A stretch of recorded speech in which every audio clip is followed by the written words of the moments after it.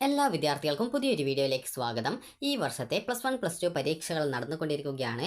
അപ്പോൾ വിദ്യാർത്ഥികൾക്ക് +2വിൻ്റെ നാളത്തെ പരീക്ഷ എന്ന് പറയുന്നത് chemistry, history, Islamic history and culture, business studies, communicative English എന്നിവയാണ്.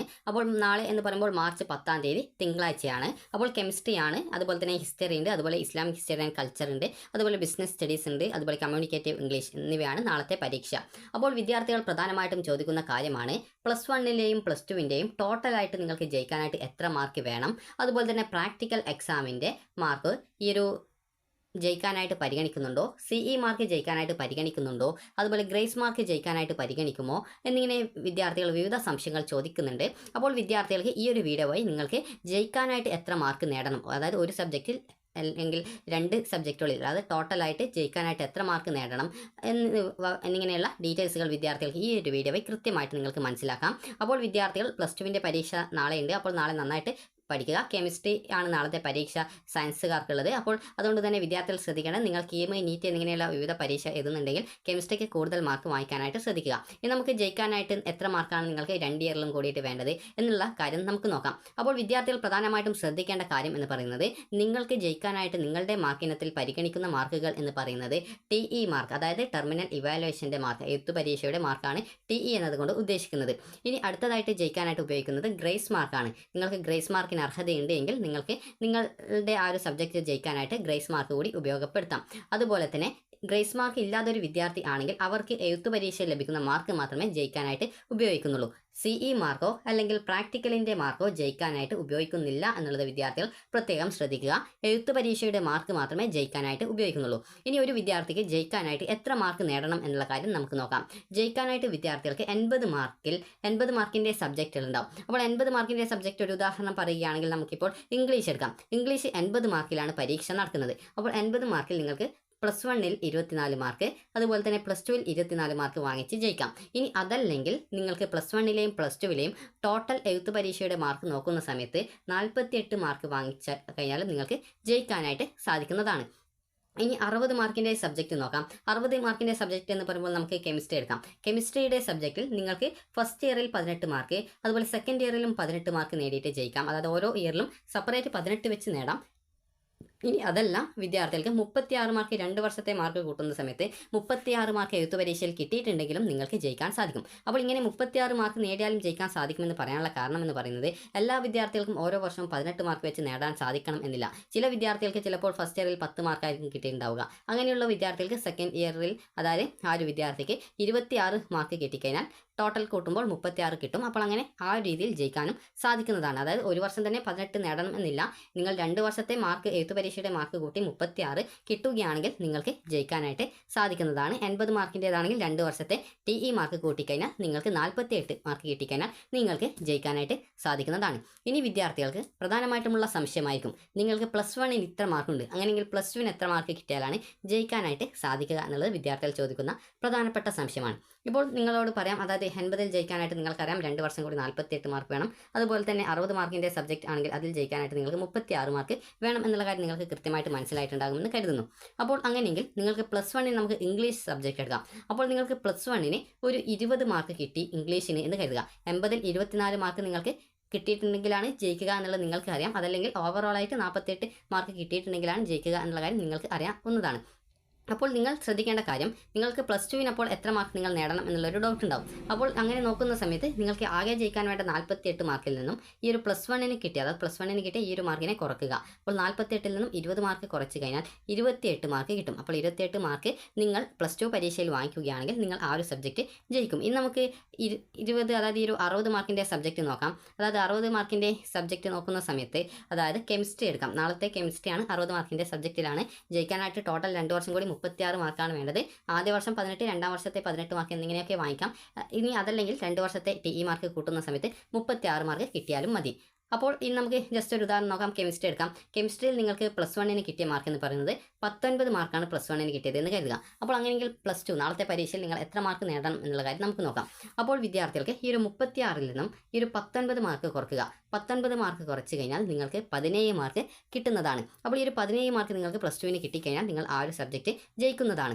അപ്പോൾ വിദ്യാർത്ഥികൾ ശ്രദ്ധിക്കേണ്ടത് ഇത് ജസ്റ്റ് നിങ്ങൾക്ക് ജയിക്കാനായിട്ട് എത്ര മാർക്ക് നേടണം എന്നുള്ളതാണ്. അപ്പോൾ ഈ ഒരു മാർക്ക് തന്നെ നേടണം എന്നല്ല പറയുന്നത്. കാരണം നിങ്ങൾക്ക് ഇതിൽ കൂടുതൽ മാർക്ക് നേടാൻ പറ്റുമെങ്കിൽ വാങ്ങിക്കുക. കാരണം നിങ്ങൾ നീറ്റ്, കീം എന്നിങ്ങനെയുള്ള വിവിധ മത്സര പരീക്ഷകൾക്കൊക്കെ ഈ ഒരു അപേക്ഷ സമർപ്പിച്ച വിദ്യാർത്ഥികൾ ആണെങ്കിലോ അല്ലെങ്കിൽ ഭാവിയിൽ നിങ്ങൾ ഈ ഒരു അപേക്ഷ സമർപ്പിക്കാൻ ഉദ്ദേശിക്കുന്നുണ്ടെങ്കിലോ അല്ലെങ്കിൽ നഴ്സിങ്ങിനൊക്കെ ഭാവിയിൽ പോകാനായിട്ട് താല്പര്യമുള്ള വിദ്യാർത്ഥികൾ ഉണ്ടെങ്കിൽ നന്നായിട്ട് പഠിച്ച് കൂടുതൽ മാർക്ക് വാങ്ങിക്കാനായിട്ട് ശ്രദ്ധിക്കുക. അപ്പോൾ ഇന്ന് നമുക്ക് നിങ്ങൾക്ക് സിമ്പിളായിട്ട് ഈ ഒരു ഡീറ്റെയിൽസ് പറഞ്ഞു തരാം. അതായത് നിങ്ങളുടെ +2ൻ്റെ റിസൾട്ട് വരുന്ന സമയത്ത് ആ റിസൾട്ട് ഇതുപോലെയാണ് ഉണ്ടാവുക. അപ്പോൾ നിങ്ങളിപ്പോൾ സ്ക്രീനിൽ കാണുന്നത് ഒരു സബ്ജക്റ്റിൻ്റെ ടോട്ടൽ TE മാർക്ക് എത്രയാണ്, ടോട്ടൽ CE എത്രയാണ്, അത് ഫസ്റ്റ് ഇയറിലും സെക്കൻഡ് ഇയറിലും എത്രയാണ്, അതുപോലെ ഗ്രാൻഡ് ടോട്ടൽ എത്രയാണ്, അതായത് കമ്പൈൻഡ് ആയിട്ടുള്ള ടോട്ടൽ എത്രയാണ് എന്നിങ്ങനെയുള്ള ഡീറ്റെയിൽസ് ആണ്. അപ്പോൾ ഇതുപോലെയാണ് നിങ്ങളുടെ റിസൾട്ട് വരുന്ന സമയത്തും ഉണ്ടാവുക. അപ്പോൾ നിങ്ങളുടെ റിസൾട്ട് വരുന്ന സമയത്ത് നിങ്ങൾക്ക് ഇതുപോലെ കാണാൻ സാധിക്കും. ഫസ്റ്റ് ഇയറിലെ മാർക്ക്, സെക്കൻഡ് ഇയറിലെ മാർക്ക്, അതുപോലെ കമ്പൈൻഡ് ടോട്ടൽ +1ലെയും +2ലെയും ടോട്ടൽ ആയിട്ടുള്ള മാർക്ക് അല്ലെങ്കിൽ ഗ്രാൻഡ് ടോട്ടൽ എന്നൊക്കെ പറഞ്ഞുകൊണ്ടാണ് അവിടെ മൂന്നാമതായിട്ടുള്ള കോളം ഉണ്ടാവുക. അതുപോലെ തന്നെ ഫസ്റ്റ് ഇയർ, സെക്കൻഡ് ഇയർ, അതുപോലെ കമ്പൈൻഡ് ആയിട്ടുള്ള ആ ഒരു മാർക്കിൻ്റെ ആ ഒരു താഴെ ഭാഗത്തായിട്ട് അതിനെ സെപ്പറേറ്റ് ചെയ്ത് ഡീറ്റെയിൽസ് കൊടുത്തത് കാണാൻ നിങ്ങൾക്ക് നിങ്ങളുടെ റിസൾട്ടിൽ കാണാൻ സാധിക്കും. അതായത് TE മാർക്ക്, അതായത് എഴുത്ത് പരീക്ഷയിൽ കിട്ടിയത് CE മാർക്ക്, അതായത് ഒരു കണ്ടിന്യൂസ് ഇവാലുവേഷൻ്റെ ആ ഒരു മാർക്ക്. PE എന്ന് പറഞ്ഞുകൊണ്ട് ഫസ്റ്റ് ഇയറിൻ്റേതിൽ ഉണ്ടാവില്ല. കാരണം ഫസ്റ്റ് ഇയറിന് പ്രാക്ടിക്കൽ ഇല്ല. അതുകൊണ്ട് തന്നെ ഗ്രേസ് മാർക്ക് ഉള്ളവർക്ക് ഗ്രേസ് മാർക്ക് ഡീറ്റെയിൽസ് കൊടുത്തിട്ടുണ്ടാകും. PEക്ക് പകരം ഗ്രേസ് മാർക്ക് ഡീറ്റെയിൽസ് ആണ് കൊടുത്തിട്ടുണ്ടാവുക. ഗ്രേസ് മാർക്ക് ഇല്ലാത്തവർക്ക് ഇതുപോലെ ജസ്റ്റ് ആ ഒരു ലൈൻ ഇട്ടതായിട്ടാണ് നിങ്ങളുടെ റിസൾട്ടിൻ്റെ ആ ഒരു പ്രിൻറ്റിൽ ഉണ്ടാവുക. അതുപോലെ ടോട്ടലായിട്ട് എത്രയാണ് ഫസ്റ്റ് ഇയറിൽ കിട്ടിയത് എന്നുള്ള ഡീറ്റെയിൽസ് ഉണ്ടാകും. ഇനി അതുപോലെ തന്നെ സെക്കൻഡ് ഇയറിൻ്റേതിലും ഇതുപോലെ തന്നെ ഈ ഒരു ടെർമിനൽ ഇവാലുവേഷനിൽ എത്ര മാർക്ക് കിട്ടി, അതുപോലെ കണ്ടിന്യൂസ് ഇവാലുവേഷനിൽ എത്ര മാർക്ക് കിട്ടി, പ്രാക്ടിക്കലിന് എക്സാമിന് എത്ര മാർക്ക് കിട്ടി, അതുപോലെ ഗ്രേസ് മാർക്ക് ഉണ്ടെങ്കിൽ അതിൻ്റെ ഡീറ്റെയിൽസ്, അതുപോലെ തന്നെ ടോട്ടൽ എത്രയുണ്ട് എന്നുള്ള ഡീറ്റെയിൽസ് ഉണ്ടാകും. അതുപോലെ തന്നെ കമ്പൈൻഡ് ടോട്ടലിൻ്റെ ഭാഗത്തും ഇതുപോലെ ടെർമിനൽ ഇവാലുവേഷൻ എത്ര, കണ്ടിന്യൂസ് ഇവാലുവേഷനിൽ എത്രയുണ്ട്, പ്രാക്ടിക്കൽ എക്സാമിന് എത്രയുണ്ട്, ടോട്ടലായിട്ട് എത്രയുണ്ട് എന്നുള്ളതും, അതുപോലെ തന്നെ ഈ ഒരു ഭാഗത്തായിട്ട് അതിൻ്റെ സബ്ജക്റ്റിന് എത്ര ഗ്രേഡാണ് കിട്ടിയത് എന്നുള്ള ഗ്രേഡ് എന്ന് പറഞ്ഞുകൊണ്ട് ഓരോ സബ്ജക്റ്റിൻ്റെ നേരെയും ഏത് ഗ്രേഡാണ് എന്നുള്ള ഡീറ്റെയിൽസും കൃത്യമായിട്ട് നൽകിയിട്ടുണ്ടാകും. ഇനി നിങ്ങൾ ഈ ഒരു റിസൾട്ട് വന്ന ശേഷം ജയിച്ചിട്ടുണ്ടോ ഇല്ലയോ എന്നുള്ളത് എങ്ങനെ പരിശോധിക്കാം എന്നുള്ള കാര്യം നമുക്ക് നോക്കാം. അപ്പോൾ നിങ്ങൾക്ക് ഫസ്റ്റ് ഇയറിലെയും സെക്കൻഡ് ഇയറിലെയും മാർക്ക് നിങ്ങൾക്ക് ആ ഒരു റിസൾട്ടിൽ കാണാൻ പറ്റും. അതുപോലെ തന്നെ ഇവിടെ നിങ്ങൾക്ക് കമ്പൈൻഡ് അല്ലെങ്കിൽ ഗ്രാൻഡ് ടോട്ടൽ എന്ന് പറഞ്ഞുകൊണ്ടുള്ള മൂന്നാമതായിട്ടുള്ള ഒരു കോളം കാണാൻ പറ്റും. അപ്പോൾ ആ ഒരു കോളത്തിൽ നിങ്ങൾ TE മാർക്ക് നിങ്ങൾക്ക് എത്ര കിട്ടിയിട്ടുണ്ട് എന്നുള്ള കാര്യം നിങ്ങൾ നോക്കുക. അപ്പോൾ ഈ ഒരു TE മാർക്ക് മൂന്നാമതായിട്ട് കൊടുത്തുള്ള കോളത്തിലുള്ള TE മാർക്ക് എന്ന് പറയുന്നത് നിങ്ങളുടെ ഫസ്റ്റ് ഇയറിലെ TEയും സെക്കൻഡ് ഇയറിലെ TE മാർക്കും, അതായത് എഴുത്ത് പരീക്ഷയിൽ കിട്ടിയ മാർക്കും ടോട്ടൽ കൂട്ടിയിട്ടുള്ള ആ ഒരു ടോട്ടൽ എഴുത്ത് പരീക്ഷയിൽ കിട്ടിയ മാർക്കാണ് ഇവിടെ കൊടുത്തിട്ടുണ്ടാവുക. അപ്പോൾ നിങ്ങൾക്ക് ഇവിടെ ഈ ഒരു TEയുടെ ഭാഗത്ത് നിങ്ങൾക്ക് അത് 80ലുള്ള സബ്ജക്റ്റ് ആണെങ്കിൽ 48 മാർക്കോ അതിൽ കൂടുതലോ ഉണ്ടോ എന്നുള്ളത് നോക്കുക. അതിൽ കുറവാണെങ്കിൽ നിങ്ങൾ ആ ഒരു സബ്ജക്റ്റ് D+ ആയാലും C ഗ്രേഡ് ആയാലും തോറ്റിട്ടുണ്ട് എന്നുള്ളതാണ് അതിൻ്റെ ആ ഒരു അർത്ഥമുണ്ടാവുക. അതുപോലെ തന്നെ ഈ ഒരു 60 മാർക്കുള്ള സബ്ജക്റ്റാണ്, 60 മാർക്കുള്ള സബ്ജക്റ്റ് ആണെങ്കിൽ അതിൽ നിങ്ങൾക്ക് 36 മാർക്കോ അതിൽ കൂടുതലോ അവിടെ കൊടുത്തിട്ടുണ്ടോ എന്നുള്ളത് നോക്കുക. അതിൽ 36ൽ കുറവാണ് ഉള്ളതെങ്കിൽ നിങ്ങൾ ആ ഒരു സബ്ജക്റ്റ് തോൽക്കുന്നതായിരിക്കും. അതുപോലെ തന്നെ നിങ്ങൾക്ക് ഈ ഒരു ജയിക്കുന്നതിനായിട്ട് നിങ്ങൾക്ക് ഗ്രേസ് മാർക്ക് ഉണ്ടെങ്കിൽ ഇതിനോടൊപ്പം ആ ഒരു ഗ്രേസ് മാർക്ക് എത്ര മാർക്കാണ് ഒരു സബ്ജക്റ്റിന് നൽകിയിട്ടുള്ളത് എന്നുള്ള ഡീറ്റെയിൽസ് ഉണ്ടാകും. അപ്പോൾ ആ ഒരു ഗ്രേസ് മാർക്ക് ഉൾപ്പെടെ കൂട്ടിയിട്ട് 80 മാർക്കിൻ്റെ സബ്ജക്റ്റിൽ 48 മാർക്കോ അതിൽ കൂടുതലോ ഉണ്ടോ എന്നുള്ളതും 36 മാർക്ക് അതായത് 60 മാർക്കിൻ്റെ സബ്ജക്റ്റിൽ 36 അതിൽ കൂടുതലോ നിങ്ങൾക്ക് 2 വർഷത്തെ മാർക്ക് കൂട്ടുന്ന സമയത്ത് അതുപോലെ അതിനോടൊപ്പം ഗ്രേസ് മാർക്ക് ഉൾപ്പെടെ ഉണ്ടോ എന്നുള്ളത് നോക്കിയിട്ട് നിങ്ങൾക്ക് ജയിച്ചിട്ടുണ്ടോ ഇല്ലയോ എന്നുള്ളത് മനസ്സിലാക്കാം. അതായത് ഈ ഒരു 48 മാർക്കിൽ കുറയുകയാണെങ്കിൽ ഫെയിൽഡ് ആയിരിക്കും. അതുപോലെ 36 മാർക്കിൽ കുറവാണെങ്കിൽ 60 മാർക്കിൻ്റെ സബ്ജക്റ്റിൽ നിങ്ങൾ ഫെയിൽഡ് ആവുന്നതായിട്ട് കണക്കാക്കും. അപ്പോൾ വിദ്യാർത്ഥികൾക്ക് മനസ്സിലായിട്ടുണ്ടാകുമെന്ന് കരുതുന്നു. നിങ്ങൾക്ക് ആകെ ജയിക്കാൻ വേണ്ട 48 മാർക്ക്, 80 മാർക്കിൻ്റെ സബ്ജക്റ്റിൽ 48, 60 മാർക്കിൻ്റെ സബ്ജക്റ്റിൽ 36 മാർക്ക്. ഇതിൽ നിന്നും നിങ്ങൾക്ക് +1 കിട്ടിയ മാർക്ക് എത്രയാണോ അത് കുറക്കുന്ന സമയത്ത്, അതായത് ഓരോ സബ്ജക്റ്റ് അനുസരിച്ചിട്ട് അതിനനുസരിച്ചിട്ടാണ് കുറക്കേണ്ടത്. 80 മാർക്കിൻ്റെ സബ്ജക്റ്റ് ആണെങ്കിൽ അത് 48 മാർക്കിൽ നിന്നും +1 കിട്ടിയ മാർക്ക് കുറക്കുക. അതുപോലെ 60 മാർക്കിൻ്റെ സബ്ജക്റ്റ് ആണെങ്കിൽ 36ൽ നിന്നും +1 കിട്ടിയ ആ ഒരു സബ്ജക്റ്റിൻ്റെ മാർക്ക് കുറച്ച് കഴിഞ്ഞാൽ നിങ്ങൾക്ക് എത്രയാണോ കിട്ടുന്നത് അതാണ് നിങ്ങൾ മിനിമം +2 ജയിക്കുന്നതിനായിട്ട് +2 പരീക്ഷയിൽ വാങ്ങിക്കേണ്ട മാർക്ക് എന്ന് പറയുന്നത്. അപ്പോൾ നിങ്ങൾക്ക് എത്ര മാർക്ക് ജയിക്കാനായിട്ട് വേണം എന്നുള്ളത് മനസ്സിലായിട്ടുണ്ടാകുമെന്ന് കരുതുന്നു. അതുപോലെ തന്നെ ബയോളജിയുടേത്, ബോട്ടണി, സുവോളജി എന്നിങ്ങനെ 2 പേപ്പേഴ്സ് ആയതുകൊണ്ട് വിദ്യാർത്ഥികൾക്ക് ഡൗട്ട്സ് ഉണ്ടാകും. അപ്പോൾ വിദ്യാർത്ഥികൾ ശ്രദ്ധിക്കേണ്ടത് ആ ഒരു ബയോളജിയിലെ ബോട്ടണിയുടെയും സുവോളജിയുടെയും ടോട്ടൽ കൂട്ടുന്ന സമയത്ത് 2 വർഷത്തെ എഴുത്ത് പരീക്ഷയിൽ നിങ്ങൾക്ക് 36 മാർക്ക് കിട്ടിയിട്ടുണ്ടെങ്കിൽ നിങ്ങൾ ജയിക്കുന്നതായിരിക്കും.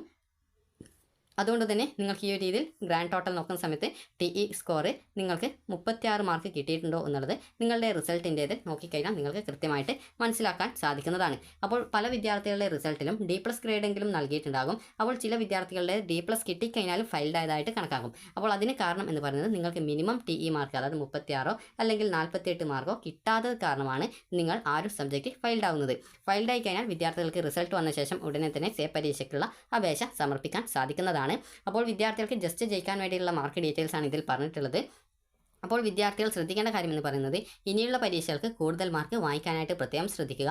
കാരണം ഭാവിയിൽ നിങ്ങൾക്ക് ഉപകാരപ്രദം ആയിരിക്കും. കുറഞ്ഞ മാർക്ക് വാങ്ങിക്കുന്നത് കൊണ്ടുള്ള പ്രശ്നം എന്ന് പറയുന്നത് പിന്നീട് നിങ്ങൾ എന്തെങ്കിലും അഡ്മിഷനുകൾക്കോ കാര്യങ്ങൾക്കോ ഒക്കെ പോകുന്ന സമയത്ത് നിങ്ങൾക്കതൊരു ബുദ്ധിമുട്ട് ആയിരിക്കും. അതുകൊണ്ട് തന്നെ കൂടുതൽ മാർക്ക് വാങ്ങിക്കാനായിട്ട് പ്രത്യേകം ശ്രദ്ധിക്കുക.